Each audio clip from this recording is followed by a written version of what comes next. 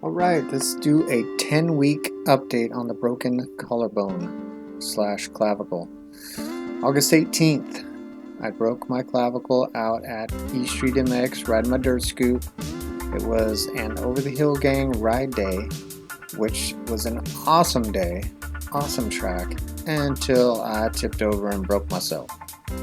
I augured my shoulder into the ground pretty good. Did a lot of deep tissue damage. So yeah, it's been 10 weeks. I am back on the bicycle here. Finally, this is my first ride back and it feels so good to be back on the bicycle. Oh, turkey. Gotta watch out for those suckers, they'll run right across in front of you. So the first week was bad. Second week was probably worse than the first week of the break for some odd reason. And third week I was starting to feel better. Probably overextended myself. I pulled the dirt bike out of the garage and gave it its first wash since the crash, and probably overextended myself and set myself back a week or two. Fifth and sixth week wasn't really feeling the bone too much, but was feeling lots of shoulder pain, lots of pain in the back and behind the shoulder blade, deep into the muscle. So at week 7, I scheduled an appointment with the physical therapist, and all this money we pay for this insurance, and this guy gives me 3 cents worth of string that I put up on my door jamb and do little exercises with. But I must say they work, and they work well. I would get the pain would set in real heavy, and I do these little exercises and it would go away. It would just stretch out the muscles. And it's not strength training, it's mostly just range of motion that we're working on right now. Couldn't be happier with the way that's going. I was quite surprised at that little bit and how well it made me feel. So yeah, that was at 7 weeks. I started doing that, and I'm on the bike at 10 weeks, and it feels so good to be riding and just getting some leg work in. Gained almost nearly 10 pounds, not being inactive, not being able to do my push-ups, not doing burpees, not running, not cycling. It's real hard when we're us motocrossers, we're active, we're always training and working out. Even us old guys, I'm 48 years of age, and I'm 5 days a week on some sort of training regimen, running, cycling, and push-ups every day.